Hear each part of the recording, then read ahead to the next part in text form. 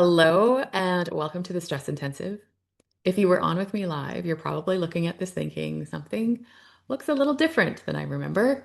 You're not losing your mind. It does look different. It hopefully even sounds different because as I was processing the recording to upload into the replay page, I came to realize that the audio was not fantastic. Some of the settings on the back of my microphone got switched at some point, and the audio quality was just not good. So I am re-recording this Thursday morning, the day after, because I want to make sure that this is a positive and pleasant experience for everyone. So I'm going to get at it here. And hopefully, oh, I will say, I do have, unlike last night, I do have people in the house today, some of which are sleeping. They don't know what I'm doing. If there is an interruption, I'm just going to hit pause on the recording. So if it seems like the recording is spliced or something changes, that's all that it is. You haven't missed anything. There's no issue with it. It's just me dealing with other priorities and responsibilities in my life. So again, welcome to the Stress Intensive, where we are going to talk about ways to calm your mind, boost focus, and feel more like you again. And thank you for choosing to spend some time with me and to invest in your health.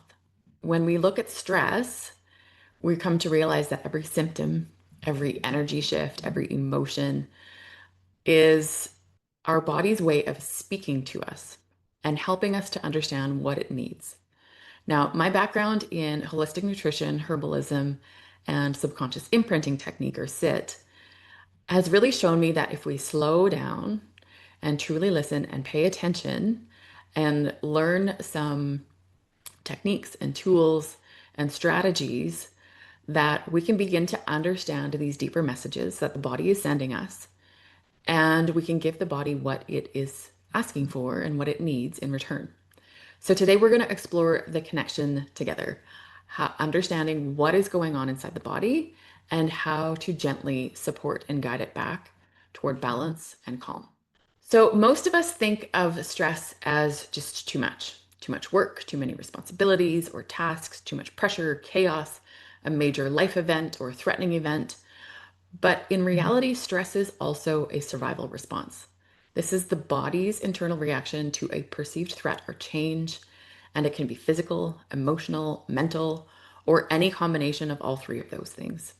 This is anything that feels unsafe, overwhelming, threatening, or different in a way that takes away the body's sense of safety. It could be an environment, an event. It could be an individual person or group of people. It could be a memory that comes up, physical strain or injury, chemical exposure, and even a lack of support in the way of nutrition, sleep, hydration, protection from the elements. So it's not just what is happening around us, but it is also what is happening within us. And that includes our thoughts, our beliefs, and even unhealed experiences can set off that same internal response as if there was a real physical danger. Understanding this can shift how we approach stress. So instead of just trying to get rid of it, we can start listening to what the body needs and start giving it the support that it needs to find that safety again. So in his book titled When the Body Says No, Dr. Gabor Mate, who is a Canadian physician, he writes, stress consists of the internal alterations, visible or not, that occur when the organism perceives a threat to its existence or well-being. Now, there's one part of this sentence that we really want to pay attention to, and that is the word perceives. That one word can alter and create a deeper understanding of what stress is.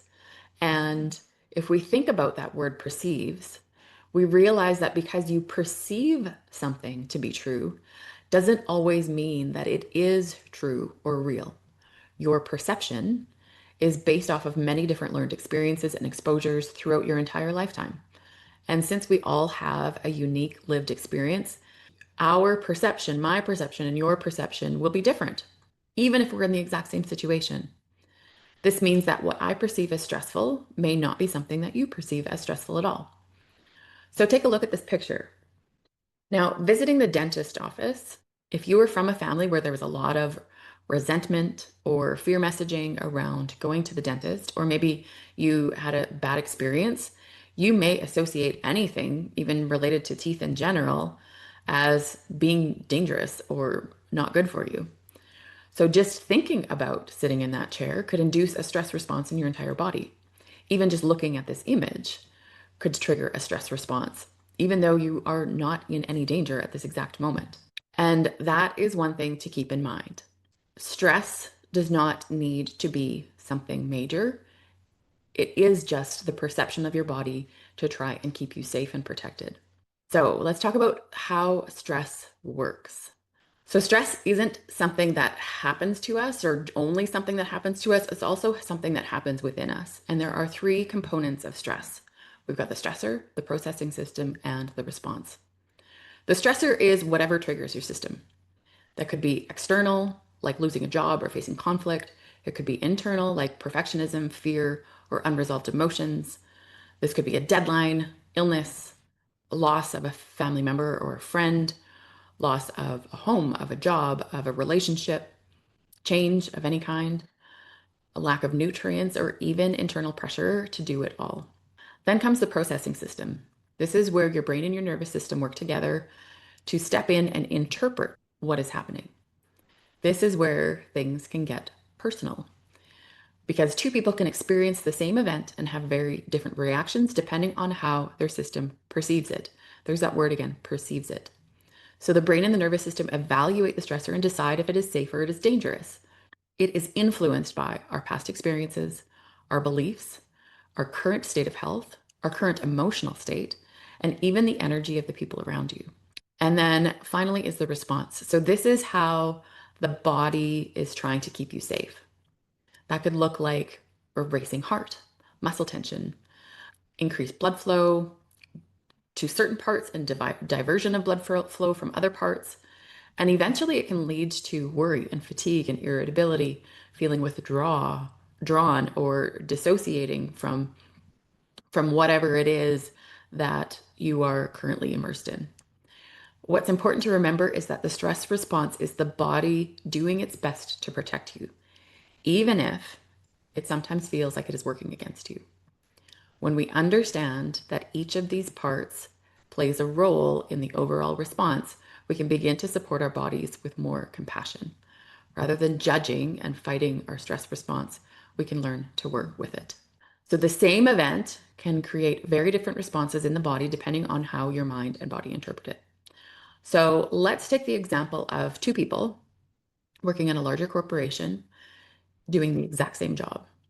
And there's some restructuring, reorg, or there's a reorg, they're downsizing, whatever. Those same two people in that exact same position both get laid off. Small severance package. They're able to apply for employment insurance if they don't find something within a certain amount of time. You know the drill. For one person, the loss of that job may feel like a major threat. This is to them a sign or a signal that they are not enough, they are not worthy enough, they're not good enough, they're not competent enough. They're taking away their purpose for getting up every day. And maybe that individual has a lot of debt or a lot of bills or a large family that they need to support. And this little severance package and the option to go on employment insurance really isn't any help to them. For another person, this is a job that they've been thinking about getting the heck away from for months. They've been trying to figure out how to quit or to move into something different, but just to quit without having another job lined up means that they're not getting any money at all. And this small severance package and the ability now to apply for employment insurance gives them some time. It gives them some freedom. They have a sense of relief because they're getting away from this job that they hated and loathed and did not look forward to. And it gives them the opportunity for opening up to something new. And also keep in mind the response can be different from one day to the next. So I used this example last night. I really hate Costco. Like, I feel like as you're walking out the door, they should give you a badge that you can wear for the rest of the day that says, I survived shopping in the Costco warehouse today. I just hate that place. So on one day, show up to Costco, well rested, well nourished, well hydrated. Everything's kind of going okay. I'm not anxious from trying to take in, I don't drink coffee anymore, but like take in too much caffeine or other stimulants or other things that I'm trying to like keep my energy up. So on that day that I'm, well rested and in a good state of mind, somebody running into me with their cart because they're not paying attention or they're too in big or in too much of a hurry, they think I should just stop for them. It's just going to be like, man, whatever. If it's another day where you've had a bad sleep, haven't had enough water in the morning, jacked up on caffeine and already feeling anxious and irritated, and maybe things aren't going so well and you're in a bit of a hurry, someone running into you could lead to thoughts of like wanting to throat punch that individual. So, same situation, two completely different responses because your current physical, mental, and emotional state will also play into the response of your body. And that, again, is one thing that we can work toward improving. Once we understand how the stress identification and response steps work, the next question is, where does it show up in the body? And the truth is that stress impacts every single system and every single tissue state in the body. But there are three in particular that take the biggest hit. These are our adrenals, which are directly linked to our hormone or endocrine system, our immune system, and our digestive system. So let's start with the adrenals. These small glands sit above your kidneys. So they sit right in here, and they release the stress hormone cortisol. Now, this is incredibly helpful in short bursts. It helps to give you focus and energy and strength when you need it most. But when stress becomes constant, even low grade constant, and the adrenals stay switched on, that ripple effect spreads throughout the whole endocrine or hormone system, impacting everything from sleep to mood to metabolism and even our reproductive hormones. So again, it influences hormones, metabolism, energy balance, blood sugar regulation, and our cardiovascular health. Then there's the immune system. A little bit of stress can actually boost immune activity temporarily, which is great if you're trying to fight off a challenge or immediate infection. Now, if you think about it, way back in the day, before hygiene and hand washing and soap dispensers at every sink, you were more likely to die from a scratch or a cut or a scrape than you were from almost anything else. But over time, chronic stress actually suppresses immune function or dysregulates immune function. So instead of the body looking at external influences on the immune system, we actually start attacking our own tissues, which is what happens with autoimmune diseases. In that suppressed immune function, we're also more susceptible to infection, inflammation, and if we already have an autoimmune condition, to flares within that process. And then finally, the digestive system. And it is probably one of the ones that is most sensitive to stress. When your body feels unsafe, it diverts blood flow away from digestion and prioritizes survival. So that means that blood flow is going to your brain and to your skeletal muscles, and your body is not at all worried about any of this stuff because none of that is required for immediate survival. So, this is the gut brain connection. So, your gut and your brain are connected via the vagus nerve, and there's actually more signals coming from the gut to the brain than vice versa. That's where that whole gut feeling comes from. And it impacts nutrient absorption, shifts in the microbiome. So, this is the bacteria and the other microbes in your gut, and leaky gut and bacterial imbalances. We may start noticing that we are getting bloated, we're experiencing heartburn, there's changes in appetite, you're getting that tension in your stomach. And keep in mind that all of these symptoms and all of these systems are doing what they believe is best to help your body adapt. But it can only do so before that imbalance shows up as stronger symptoms. So, stress in itself isn't the enemy. In fact, it is designed to protect you. Your body actually needs some stress to stay sharp, alert, and adaptable. Acute stress is the helpful response. This kind gives you that burst of energy, helps you focus during a challenge, or even boosts immunity when you're under pressure. It's the body's natural way of keeping you safe. Once the situation passes, your system is meant to reset. Your heart rate should come back to normal. Your breath should deepen, and balance will return to the body. This acute stress supports survival and problem solving. Now, chronic stress, this is the long-term depleting stress. This is what happens when that reset doesn't occur and the on switch never fully turns off. Now, when I say on switch, I want you to think not of like a light switch where there is a definite on and a definite off. The stress response is a little bit more like a dial. So sometimes it can get cranked right up in an intense situation. At other times, it's just like a low hum. In chronic stress situations, it's actually never turning off. It's always kind of like that low hum kind of vibration that is happening, that is keeping your stress system turned on, even though it's not in like full act react mode. So the body stays in a state of alert even when there's no immediate threat. And over time, that constant demand can throw off the balance of your hormones and your adrenals, slows digestion, weakens immune resistance, disrupts blood sugar and metabolism, leading to fatigue, mood swings, stubborn weight changes that seem to have no clear cause, burnout, all of those things, or potentially all of those things. But here's what's really important to understand. None of this is your fault. The way that your body responds to stress today is the result of years and sometimes decades of learned patterns, experiences, and environmental influences. So this can be influenced by your family dynamics, societal expectations, trauma, perfectionism, or survival system that was put in place when you were young that you needed to make sure that everyone around you was doing okay in order for you to stay safe and ensure your survival. Even the pace of modern life can really shape how your nervous system will react. So keep in mind that your body isn't broken. It's doing exactly what it has learned to try to keep you safe. And what we're doing here isn't about blaming. It's about understanding those patterns, supporting the body, and gently showing it that safety is possible again. Because when your system feels safe, healing can naturally occur. So, the stress cycle, completing the loop, how stress is meant to resolve. So, we are meant to move from trigger to response to recovery to regulation. It is not meant to be constant. It is designed to move through the body in a complete loop. It starts with a trigger, something your brain perceives as a threat or a challenge.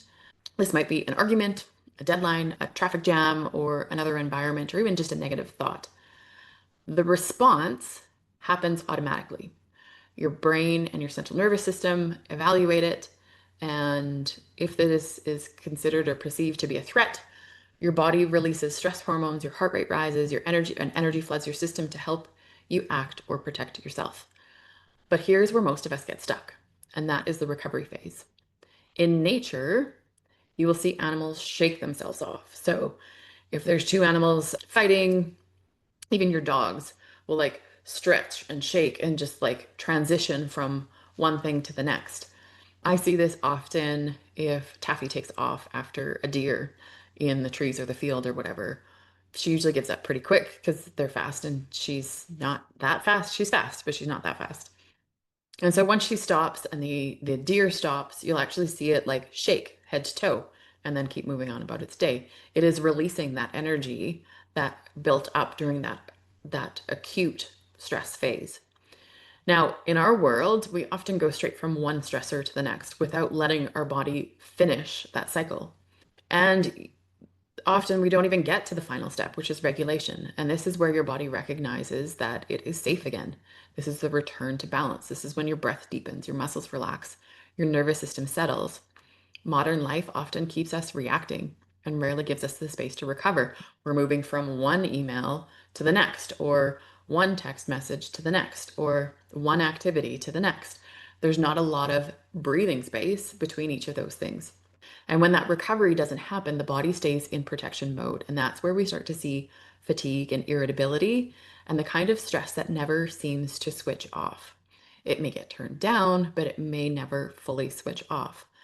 Now, we see these cycles of activity, activation, falling off, and then recovery in nature every single day. The sun rises, the energy builds through heat as the sun's moving across the sky, and then it sets. In the evening, it's kind of that, recovery, and then the regulation phase happens at nighttime when we all ideally should be sleeping. Our goal in this session and in your healing journey is to help you remember that it's safe to complete that loop again. You don't have to get stuck in the response recovery and heading back to trigger, that you can actually go all the way to regulation and rest. In the spring, there's that heightened activity, that trigger. In the summer, there's that response to all of the extra energy, the sunlight, the rain, the moisture, the longer daylight hours. And then in the fall, we see that recovery, that, the leaves, everything kind of settling in and getting ready to rest. And in the winter, we see the full regulation, full recovery, full rest to get ready for that cycle to happen all over again. And when stress becomes a pattern, it's no longer just a reaction. It becomes the body's way of being. So the sympathetic nervous system is in full activation. Fight, flight, freeze. I should have fawn on this slide as well. This is what happens in that acute phase, that acute stress response. On the complete other side of it, we see that parasympathetic nervous system state: rest, digest, and restore. Now, many of us get stuck in the chronic stress zone where many of us live day to day. And we get stuck in that protection mode of being ready for the next thing, ready for the next challenge, ready for what our phone's going to ring, or a message is going to come through, or an email, or maybe our partner has many demands on us, and we've got kids and jobs, and social media is hitting us with all kinds of messaging. Our news system is hitting us up with all kinds of messaging. We're constantly being bombarded unless we take the time through our own awareness to step away from it all and just relax and breathe. We can get stuck in this chronic stress zone very easily because there are so many influences outside all of us that can keep us there with very little effort. So the body is brilliant at adapting, but what happens when it adapts to constant stress? So number one, the nervous system learns protection. When it has spent enough time in survival mode, it starts to believe that the safest place to be is to stay in survival mode.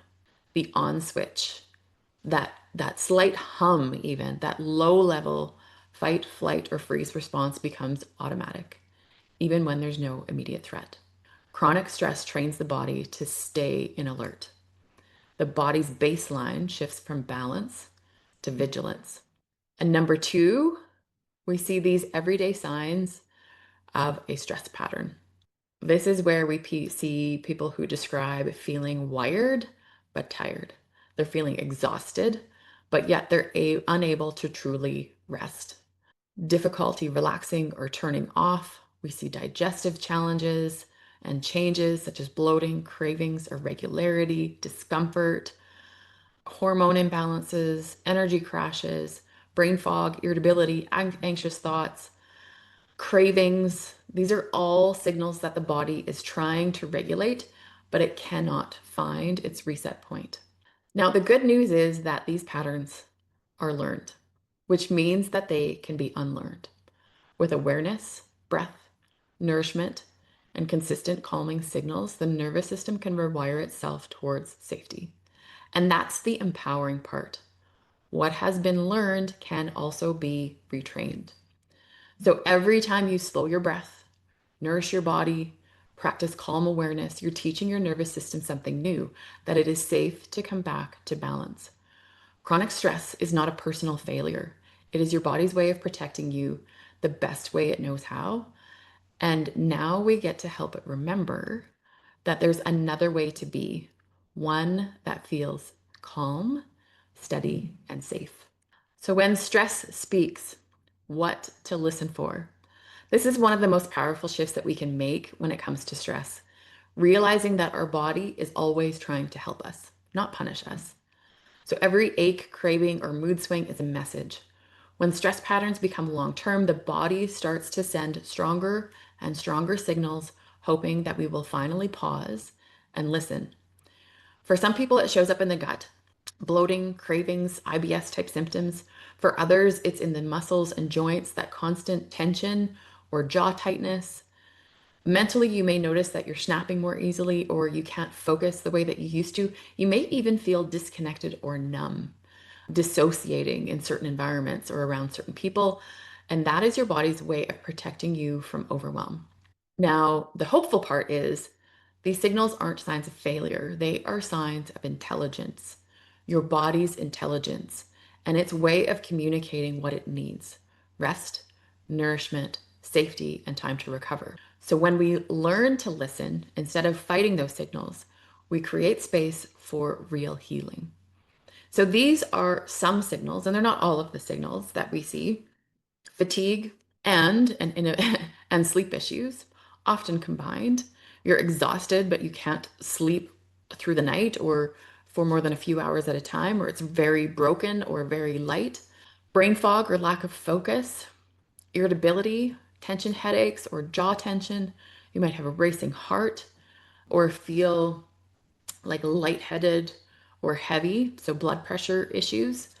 Digestive discomfort, including but not limited to heartburn, blood sugar imbalance, anxious, restless, like your brain won't stop, feeling shut down, just overwhelmed, or into a state of depression. I'm going to go back to blood sugar imbalance. And if we look at blood sugar imbalance and racing heart, we actually have tools now that can help us figure out where we are in our stress response that we didn't have a couple of decades ago. And that is wearables. So whether it's a Whoop or Garmin, any type of fitness tracker, Apple Watch, if there's anything that can give you a heart rate or give you like real-time heart rate, that is one way to know if you are in a stress response or not. If you are sitting still and not moving and your heart rate is increasing, that is a signal that your body is in a stress response. We also now have continuous glucose monitors.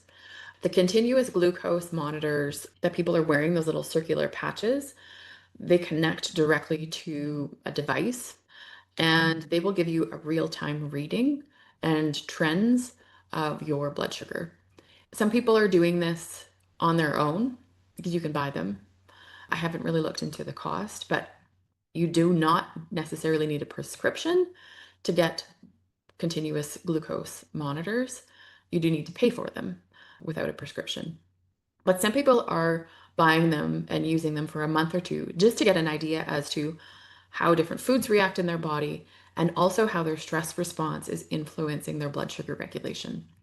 So if it's been an hour and a half or 2 hours since you've had anything to eat and you are sitting down watching, I don't know, watching your kid in an activity or maybe in a meeting or dealing with a difficult client, and all of a sudden your blood sugar is going up, that is also a sign of stress response because that is one of the things that cortisol does is it signals the liver to dump those glycogen stores, release blood sugar into the bloodstream in the event that we need to fight off the threat, run away from it.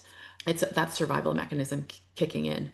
So those are two devices that can help you identify stress response as well.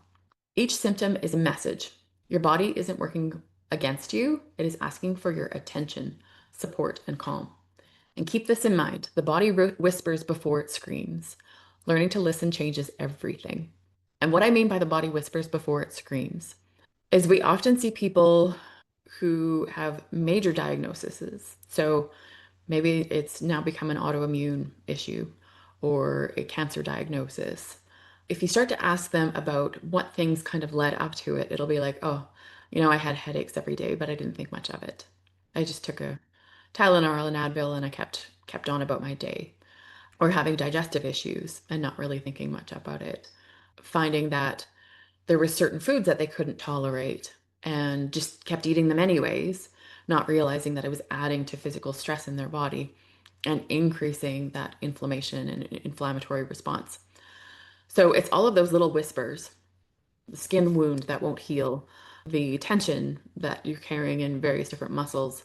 All of these are the little whispers before something big happens. And if you don't listen to those little things and figure out what it is that your body wants and is asking for, it will start to scream. Chronic stress doesn't define who you are or how you will always be. So these symptoms, whether it's a headache every single day, it doesn't necessarily mean that you're stuck with this for the rest of your life. It is what your body does based on what it has learned in order to survive.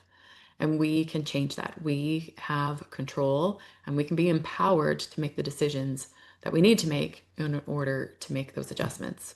Shifting from stress to balance. The mind-body connection, your thoughts are chemistry too.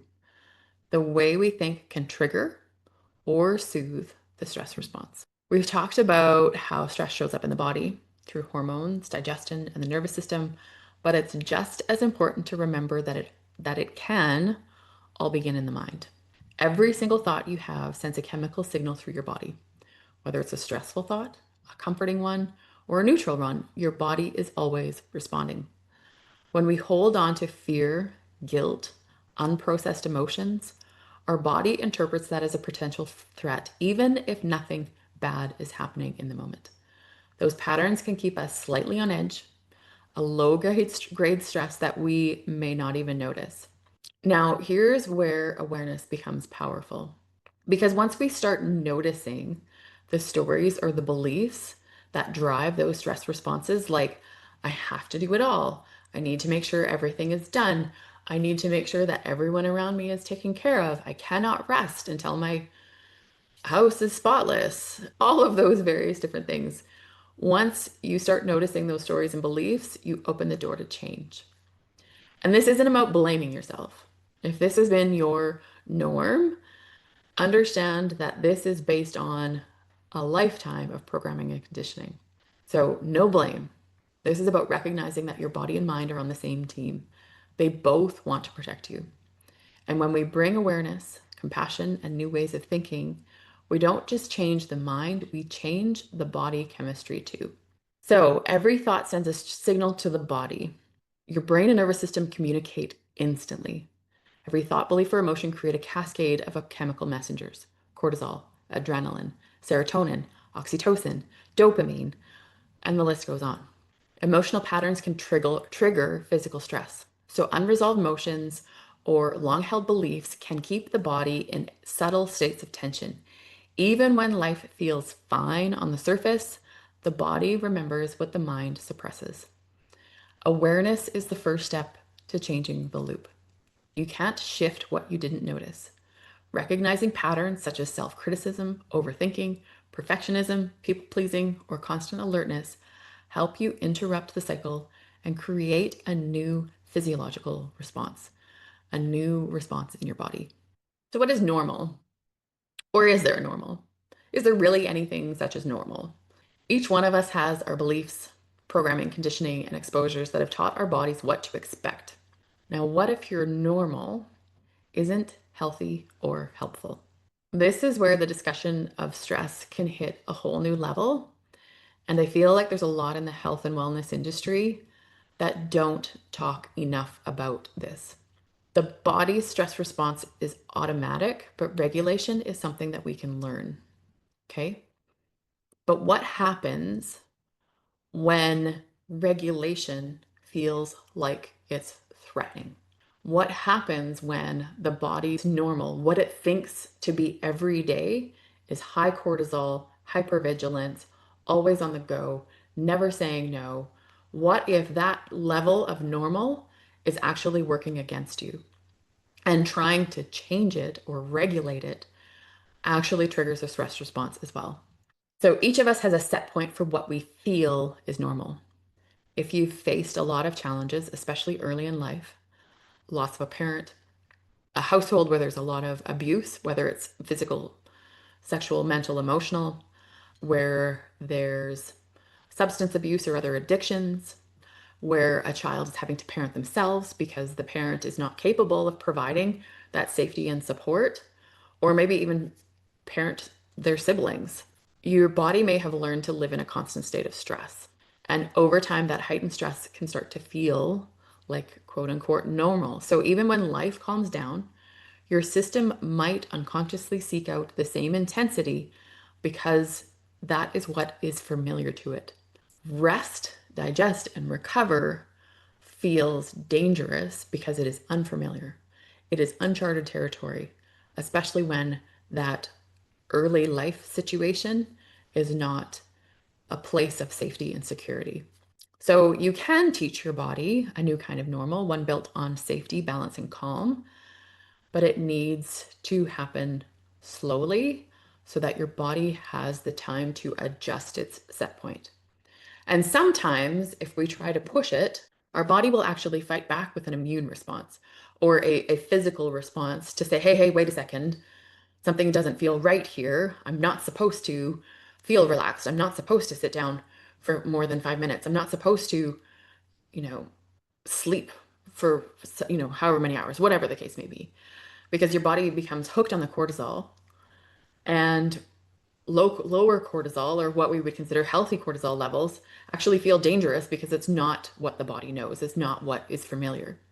And we see the science of psychoneuroimmunology, the connection of the mind and the nervous system to the immune system. We see things like people who will have allergy flares with no exposure. I've personally seen this happen myself, where overactivity will actually stimulate an allergic response that looks like a full body rash. It does happen. So we have to kind of work with adjusting that normal set point in steps. I have also had clients that, until they actually sat down and started evaluating their life, didn't fully understand how much this set point of normal was impacting them day to day. One client, for example, grew up in a small community setting, parents, siblings, lots of surrounding neighbors, community, friends, etc., up until about the middle of elementary school, at which point the parents split. Mom moved to town. I'm not sure if it was just them or with all of the siblings as well. Moved into the city, into a low income area. They did not have a lot of money. This particular individual was having to walk to and from school, and every single day was getting attacked and beat up on their way home from school.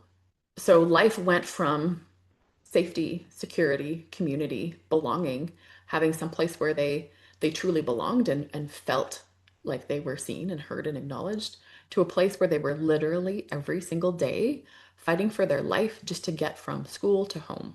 In their adult life, this shows up as working out so hard that they were making themselves puke daily, like working their bodies to the point of physically vomiting, extremely obsessed.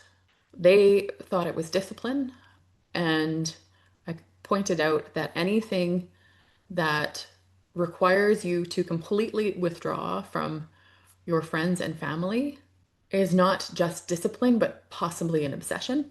So they were great workers. I mean, there wasn't a project that they didn't take on that was done meticulously and like at a pace that would make any of us, I'm sure, collapse. But they had been stuck for so many years and so abruptly dropped into that continuous fight or flight response that even in their adult life, they needed to stay on alert with those high cortisol levels. And it was showing up in physical symptoms: high blood pressure, weird heart things, digestive issues, heartburn, headaches, and different tension that was showing up in the body. And when they realized that they were never, and hadn't for decades, allowed themselves to actually just sit and regulate and rebalance, it really opened up a lot of avenues for healing, and not just healing in the present day, but healing the wounds of that childhood, and speaking about the anger and the resentment and the fear and the sadness and the grief and the loss that they experienced, things that had been suppressed for so long because they were just trying to survive and they never had a safe place to actually speak about any of it. You can't eliminate all stress, but you can nourish the system that responds to it. We can't eliminate all stress because life will always have challenges, and our first step is to strengthen the systems that help us handle it. So think of this as supporting the foundation of your entire being. So, number one, real food and stable blood sugar. When your body is nourished, it is far better equipped to process stress hormones and return to balance more quickly. Blood sugar balance is one of the most important starting points When your energy dips and spikes throughout the day, your body releases more cortisol to compensate, keeping you in a stress loop. Real foods help to stabilize that pattern. Now, one of the things that we want to look at is prioritizing protein and healthy fats at each meal to keep blood sugar steady. And the reason why this is important is because carbohydrates break down very quickly in the body, and it's very easy for your body to dump those carbohydrates into the blood in the form of glucose or sugar. We can slow down that process by ensuring that there is protein and healthy fats with each meal to slow down the absorption and the processing of those sugars. Hydration and electrolytes. Hydration is another powerful support. Your adrenals depend on minerals like sodium, potassium, and magnesium to function, and even mild hydration can make you feel anxious or foggy and increase cortisol. So, support your adrenals and your body's ability to detoxify with filtered, mineral rich water. We want to reduce the toxic load of the water that we are drinking as much as possible, but also add minerals back into it. So, RO water systems, for example, strip everything out. They pull out all of the fluoride and the chloramine and the chlorine, and they won't pull out bacteria. But if you are using treated water, they're going to pull out all of those chemicals that can influence thyroid health and the gut microbiome. But they also will pull out all of the calcium and the magnesium and the potassium and the sodium and all of those trace minerals. So we can look at something like concentrates mineral drops that you can add to your water. You can also add a pinch of sea salt or Celtic salt. Redmond real salt is another really great one because it is loaded with a wide array of trace minerals. And then we can also look at electrolyte blends for heavier, more intense exercise and recovery from that, or exposure to warmer temperatures. Restorative movement. Movement helps release built up tension, but it doesn't have to be intense. Gentle restorative movement signals safety to your nervous system. So, things like going for a walk, doing yoga or stretching, Tai Chi, dancing, or even light resistance training can regulate stress hormones naturally. I had a client once that was working with a naturopath because they were dealing with a lot of what appeared to be stress related symptoms. And after doing some discovery, the naturopath told her that her cortisol levels were like sky high. So they were using different supplements and different protocols to try and bring down her cortisol levels. And what I found interesting was at no time did this naturopath suggest that this individual increase the time that they needed to recover between runs because they were an endurance runner. This is something that they did almost every single day, often competing in half marathons or full marathons. And whether or not that didn't come up in conversation, I don't exactly know. Or maybe the naturopath thought that them doing something that they enjoyed was better than not. I just found it interesting that there was no recommendation or suggestion that that long level intense exercise was not pulled back in any way to see if it would help resolve some of these issues. So, high intensity training, great if you are doing shorter intervals and not pushing your body too far. Adaptogenic central nervous system and immune supporting herbs. I realized last night that I probably should have also put digestive supporting herbs on this slide. Herbs are one of my favorite things because they meet the body where it's at. They're not pushy. They're not going to suppress symptoms. They are just going to help the body to recover or support it in a way that they can allow it to heal and recover on its own. So, adaptogenic herbs are ashwagandha, holy basil, panax ginseng, and rhodiola. These specifically help to support the adrenals. Rosemary, oats, and lemon balm support the nervous system in different ways. Lemon balm, for example, is very relaxing and calming. Oats are very nourishing. And rosemary is a fantastic herb and it helps with cognition and all kinds of things, but it is a very good support for the brain, especially. And then reishi and echinacea help to support the immune system. So reishi mushroom is an immune modulator. So this helps to bring the immune system up when it is being depressed, and it also helps to bring the immune system down when it is overreactive. So that's where it's a modulator. It keeps us in that optimal zone of support. Echinacea will help to raise the immune system. This becomes especially effective when we have chronic stress that is depressing the immune system and we are seeing frequent colds, flu, infection, those types of things. Consistent sleep rhythm and obviously getting enough sleep. Sleep is your body's most underrated healing tool. A consistent rhythm helps to regulate your circadian hormones and lower nighttime cortisol. Circadian hormones. I'm sure most of you have heard of melatonin. Melatonin and cortisol are the two main circadian hormones. Melatonin should be high when you are going to sleep, and then it should drop off over the course of the night. Cortisol should be high when you wake up in the morning. It is a stress hormone, but it is most importantly the get up and go hormone. This is the hormone that your body needs at its highest amount first thing in the morning so that you can get out of bed. Trying to set consistent sleep and wake times, this is where you are helping that circadian rhythm to flow through. Melatonin is high when cortisol is low, and then they switch. Cortisol is high when melatonin is low, and then they switch. So maintaining a consistent sleep and wake time allows this cycle to get into a nice rhythm. We want to look at limiting screens before bed. During the summer, it's kind of tough because we experience what, 3 hours of darkness, it feels like in the peak of summer, like at that end of June, beginning of July, when we see the most of our daylight days. So then we're looking at like blackout blinds and things like that to try and control and regulate the light.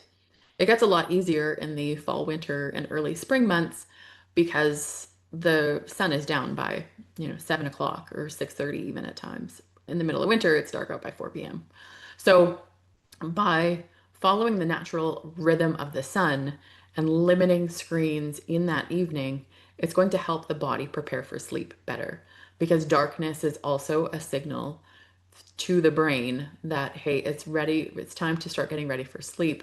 Let's amp up melatonin production and slow everything else down so that we are ready for bed. Regulating the nervous system, tools for real time calm. The body's stress response is automatic, but regulation is something we can learn. You can't always change what is happening around you, but you can work with your body to change what is happening inside of you. So your nervous system listens to your body more than your thoughts.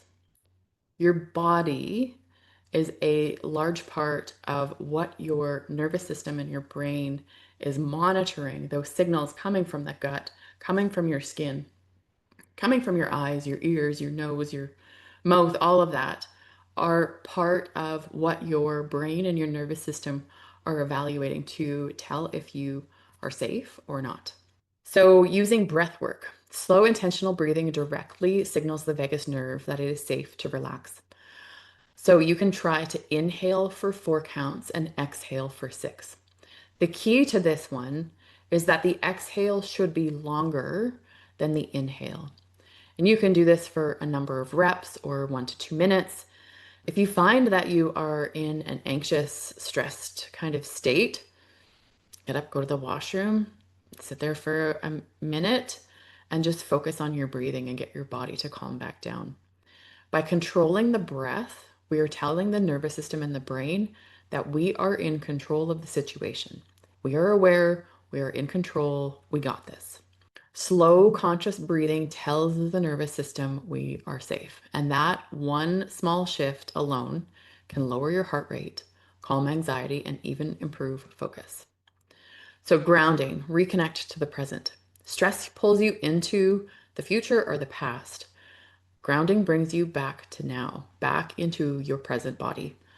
So, to try this, you're going to put your feet on the floor, feel your toes on the floor, feel the pressure of the floor underneath you, what it feels like. Is there a rug or is it hard or are you outside in the grass? Where are you? Okay. And then you're going to name 3 things that you can see. So look around the room. Try to focus on things outside of the direct spot in front of you. So I see my beautiful painting that I got from a very lovely friend. Who's very talented. I see the plant that is beside my computer that is purifying my air.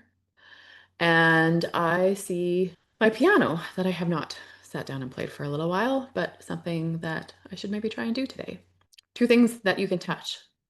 So the desk in front of me and the glass of water that I am taking a sip of. And one thing that you can hear. So right now I can hear a plane. Sounds like it is going above our field.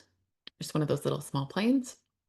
So that's kind of how that works. And it helps to kind of bring you back into that safe surrounding and the realization that there is nothing here right now that I need to be afraid of. And that is how that one works. Now, self-soothing touch, soften the response. Gentle physical touch calms the stress response and lowers cortisol. So you can just simply place your hand over your heart, maybe one on your heart, one on your stomach. Feel your heartbeat, feel the breath go in and out of your body. You can hold your own hands or rub them, feel them together. Just that sensation. Pay attention to what it feels like on your skin. Or let's see if I can show you this other one. Give yourself a hug. And there's kind of, I mean, you can sit there and you can just hug yourself. That's fine. But you can also rub your arms up and down and kind of focus on what it feels like. First of all, what your arms feel like underneath your hands. And then also feel what your hands feel like on top of your arms. And this pressure and sensation can actually release oxytocin, which can counteract cortisol. Okay, this is the hormone of safety and connection. Oxytocin is also released when you give someone a hug, preferably 7 seconds or longer if you're counting. Physical contact, physical touch releases oxytocin. Climax also releases oxytocin. When you're nursing a child, there's different times that oxytocin comes up, but they are all connected to that connection between either yourself or another being. So the mind body reset. When tension builds, a short reset can shift your entire physiology. So sometimes this movement is what the body needs most. So stretching, maybe you just need to like stretch it out for a second, just feel different parts of your body and connecting back to them. Changing your posture, stepping outside, humming, shaking your hands and your arms. Again, just that like energy release that comes from shaking. And it helps to complete that stress cycle and release any trapped energy. Visualization is another powerful tool. We're recreating that calm within because your body doesn't really know the difference between imagined safety or real safety. So you can picture a calm, safe space, remembering a time that you felt supported, a soft light, someone that you feel safe with. Breathe into that image, and it can activate the same relaxation response as actually being there. Now, keep in mind too that visualization can also work in the opposite direction. If you are visualizing worst case scenario, you can easily trigger that stress response. We want to work on visualizations and messages that work for us to help calm us, to help bring us back into that relaxation response. And if you find yourself often on the other end of it, start to question, okay, why am I going there? Why am I putting myself through this? Why am I telling myself this story right now? Is it true? Probably not. Now, the last one is connection. As humans, we are wired for co regulation, which means our nervous systems will calm in the presence of another grounded person.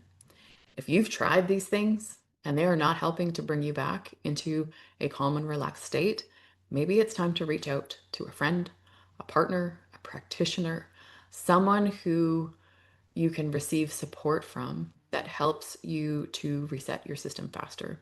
So that connection helps to regulate and stabilize the nervous system. Now, all of these things, it's not about doing them perfectly. It's about giving your body options and tools that you can use anywhere, anytime, with no equipment, no special setup. And keep in mind that the more that you practice them, the quicker your body will learn to shift from that stress state and reaction state into a regulated state. So practicing this helps you to, it's almost like greasing the knob so that it turns down that much quicker and that much easier. So before we wrap up, I want to give you a quiet moment to check in with yourself. We've covered a lot about stress, resilience, how your body communicates. But the most important takeaway is that we all need to start listening. Listen to the whispers, listen to the talks, listen to the yelling, listen to the screaming, listen to the ways that your body is telling you that it needs something different than what you are currently giving it. And you can just ask it, body, what do I need right now? Do I need more energy in the form of nourishment or hydration? Do I need more rest? Do I need calm? Do I need movement? Do I need connection? Do I need to be creative and have an outlet for this? Do I need to put pen to paper? Do I need to go for a walk and talk through all of my thoughts and my feelings? And there is no one thing. Many things may work for you at different times. I happen to be a walk and a talker. I have the space to do it, fortunately. But if you did live in the city and you needed to talk through your thoughts and your feelings and emotions and what's been going on and the ideas and the beliefs that are like stuck in there, put in your headphones and everyone will think you're talking on the phone. Something we couldn't get away with. Well, we could. They were just like way bigger headphones. But yeah, put on your headphones and pretend like you're having a conversation with somebody. Nobody's gonna think you're crazy. I walk out here, people probably, if someone saw me, would think that I am crazy, but the dog's usually with me. Maybe they just assume that I'm talking to her. Nobody can see me. I'm in the middle of nowhere, but whatever it is, whatever messages you get, notice it without judgment. Don't think of it as something that needs to be fixed. Just become aware and then start answering those messages. If you need rest, if you are dealing with an immune response, an infection, a cold, flu, whatever, do you need to take a day off? Do you need to nourish your body in a different way? Do you need some time and space alone? Do you need to spend some time with someone that you care about who will be supportive? Whatever it is, understanding that this awareness alone is part of healing. So, some simple truths to carry forward from today. If there is one thing I want you to take away from this, it's that your stress response in itself isn't bad. It is just your body's way of communicating with you. Every time you pause, breathe, listen, you are teaching your body a new pattern. You don't have to get it perfect. There is no one thing that is going to be the answer for all of your stress issues. Finding calm and balance are skills that build over time. It takes patience and awareness, and most of all, compassion.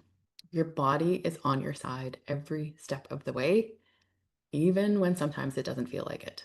So, thank you so much for taking the time to watch this. If you were here with me last night, I hope I didn't miss any of my ramblings. I think I got it all. But thank you for showing up for yourselves, for being open to understanding your body in a new way, for investing in your health.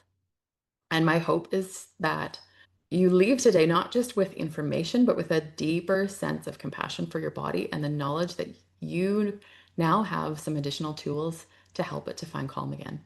And understand that this is just the beginning. You can continue to work through the next group session. Maybe you need some one-on-one support or online courses. Reach out to each other. If you know of someone who also signed up for this course, reach out, talk about it, discuss your own symptoms. Reach out to me. I, I'm always, always, always here to support my community and the people that I work with. So just remember that healing begins with understanding. Your body is listening, it is paying attention, and now hopefully you are too. So thank you again. I hope to see you soon. You have until January 7th to watch this replay as many times as you like. So please feel free to come back to it when you need a reminder, or maybe you just need a break. I have heard that I have a calm and relaxing voice to listen to. So use it however you want. It's there for you. Thank you again, and we'll see you soon.